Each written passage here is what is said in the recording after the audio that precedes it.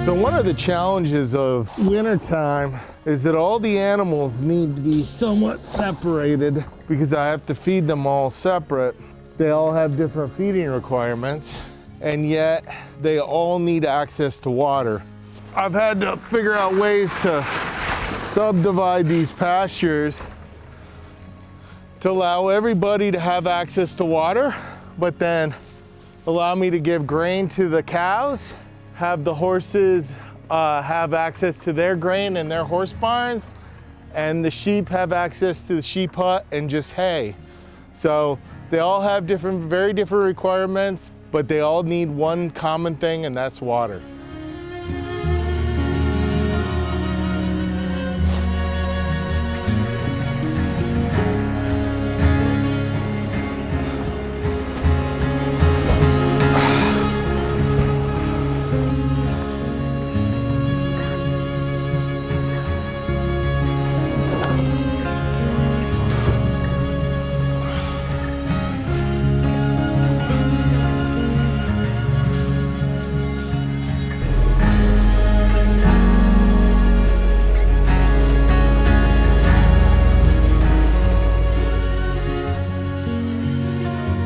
Open a gate, close a gate.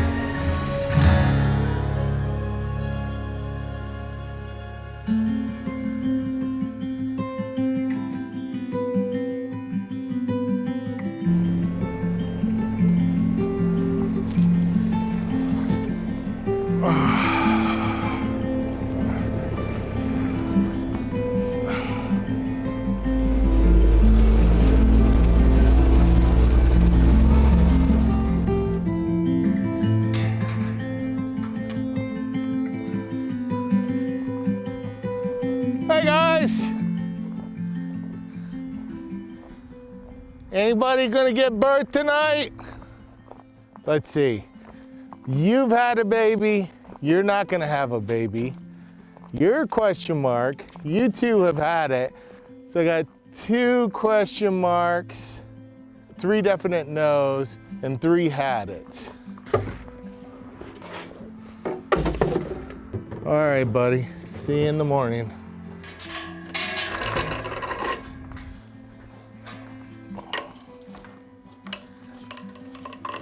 She looks pregnant. Settle down, crazy pants. I'm not after you. Do I have any eggs? You guys have any eggs for me? So this year I actually got 2 emu eggs. I came out and I found the male sitting on 2 emu eggs, but it was during a -7, -8 degree temperature. And those eggs can't survive even with him being attentive and sitting on them. The birds are from Australia, so obviously they follow opposite cycles. In Australia, it's summertime right now, and up here it's in the middle of the winter. So this year we collected them, and we're gonna do a fun art project with them. We drilled them out, blew the yolk out so they're hollow, and I think we're gonna do a fun art project with them. All right, come on, bud. Let's go check out our little ones, huh? Let's check out our little ones. How's it going? Hi. How's the baby, Chewy? Hi, Jean. So as you can tell, we have lambs. This little guy is called Snowball. Silas named him. And he was born the day before Christmas Eve during a snowstorm. And Beth and I had to rescue him. We warmed you up in the tub, didn't we? You were our first lamb of the year, you and your sister. This is Princess Leia's lamb right here, this guy. Princess Leia's lamb. And he's pretty good too. The newest one is right down here. And he's a little guy, and I actually pulled him myself a day ago. He's 1 day old, and I'm kind of partial to him because I pulled him, I rescued him. He was stuck, and his mom was in a stalled labor, but I grabbed the legs and I pulled him out, and he started shaking, and I had a little one. Because obviously lambing this time of year is not advantageous. It's a little bit earlier than I'd like because of the cold weather. I was hoping for April babies, but last year when we had to worm the sheep, I had to keep them in the pen a little bit longer to go through the worming process. We had to do, because of the intensity of worms, we actually had to do 2 different cycles of worming before I could separate the ram and the ewes. And he got to him and bred all these ewes at that time. I'm gonna give him maybe like 2 or 3 days more to get a little bit more footing underneath him before I open this back up and let him in with the other ones. Just because these guys are a little rowdy. They're a little bit bigger and a little rowdier, and I want him to get nice and strong and have a chance to nurse and really bond with his mom. It makes me really happy to have these guys. I mean, you know, we have 2 males and 2 females, so growing the flock a little bit.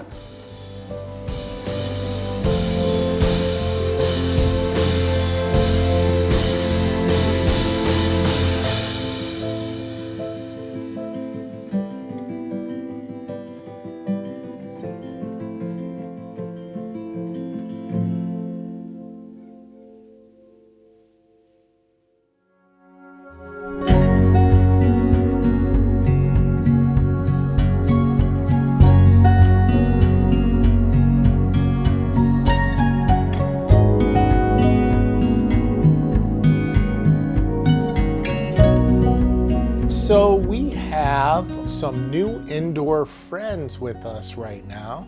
These 2 little guys were born about 48 hours ago, and she basically had a normal birth, were pretty healthy throughout the day. Checked them, they were born in the morning, discovered them then. At nighttime, they were still like really healthy and happy looking, and things kind of spiraled overnight. So what we discovered was that mom has a pretty good case of mastitis. So even though she has a very full bag, she's not producing hardly any milk. So these little ones were nursing, but they were actually not getting enough milk for them. So this one actually right here, when I discovered her, she was already in hypothermia. And this little guy right here was on his way to being hypothermic. I'm pretty guarded on her prognosis, just because of the fact that her stomach and her digestive system isn't working quite well. This little guy I think is gonna be just fine, but it's amazing how he kind of helps her and kind of nuzzles her, and he's a good support system for her to keep her moving and having a will to live. This is probably the nicest part about having the lambs in the house, is being able to sit down and cozy up with them and give them a bottle. Beth is definitely, she's really bonded with these little guys. I think she's got a real great knack from, I think, you know, her mother instinct kind of kicks in even with the lambs, and she's got a great knack to really take care of these little guys. And I think she really enjoys feeding them and being with them. I just, you know, I think she takes it harder when there's an adverse outcome. So I'm hoping for the best, and not just for the sake of the lambs, but for Beth as well, because she takes it pretty personally when they don't pull through. Aw, aren't you just the nicest brother? When you pinch the back of the lamb's skin, if it stays up and it makes like a tent, that means they're dehydrated. It's a quick way to tell. We pinch the back of his skin, you see how it goes right back down? Just kind of melts right back onto his body. He's not dehydrated, but her digestive system is not working well, and so when you make a little tent on her back, it stays. You see how it stays in place and doesn't just melt back down? And that's a quick way to tell if a lamb is dehydrated. We don't know how long it had been since she had eaten, but she was in a really severe situation when Charles brought her in. So hopefully the cycle didn't damage the organs and her temperature didn't become such that she's going to be damaged beyond repair, but we're doing the best we can. Well, guys, I'm gonna go find Charles and we're gonna talk about what to do for you.